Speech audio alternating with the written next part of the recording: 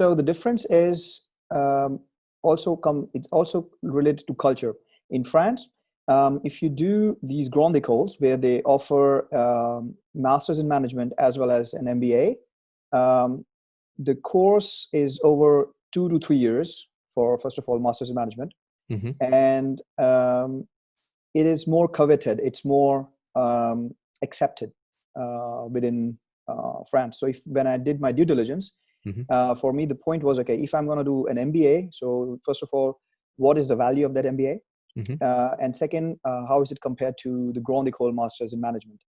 So the difference also lies in your classmates, the experience they have, and the experience they bring in.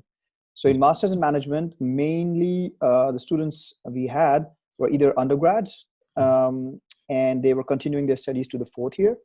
Whereas for an MBA, you will have people who have done like 3-4 years of work experience and then undergrad study and come across. The good part about the Masters in Management, yes, it's a little bit more kind of younger people, but you're given a little bit more time to do internships, it looks like. So you really took advantage of that time? Absolutely. You got the right point. You got the right point, because Masters in Management, what it does is at the end, it brings you to that level.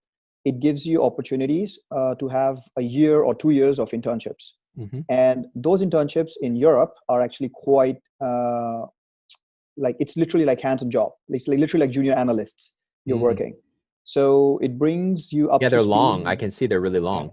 Yeah. 8 months, 6 months. Yeah, 6 months, 9 months, 1 year is quite common. Yeah. And if you look at in Germany, there's even more, like people do even more internships. So in France is like common to have 1 or 2 years of gap doing internships.